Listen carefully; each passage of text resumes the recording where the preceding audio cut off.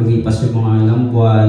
Hanggang sa umabot ngayon, ayun nga, sabi ko, kanina, nakita ko naman na, baka ito na yung church na hinahanap ko.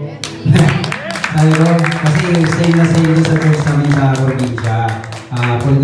Police Gospel Church din siya. Sabi ko, ito na siguro to. Medyo malapit, sabi ko, kaya ko i-bike. Hindi ko ka, kasi sa amin, papuntang Jiheng Station, ibabay ko pa rin yun. Sabi naman natin, mahal talaga ang taxi dito. Sabi ko, i-bike ko na lang, exercise na rin naman. Sabi ko, kaya naman. Sabi ko, probinsya nga, naglalakad nga ng malayo. Ito, bike na itong gamit ko, sabi ko. Kaya sabi ko parang wala akong ano.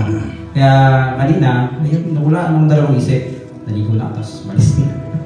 Sabi ko medyo wala, pero parang hindi naman ganun ka-struggle kasi yung ganda naman ng daan eh. Komportable naman yung daan. Walang masyadong tao. Saka, basta okay ako, okay naman. Sa tingin ko, ay magtatagal ako dito sa Quezon.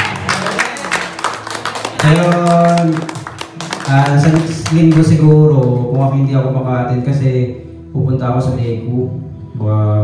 May ano kasi doon, may...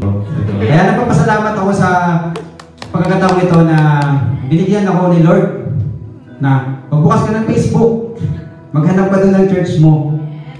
Ayun, at ito po yung nahanap kong church. So, ang feeling ko daw.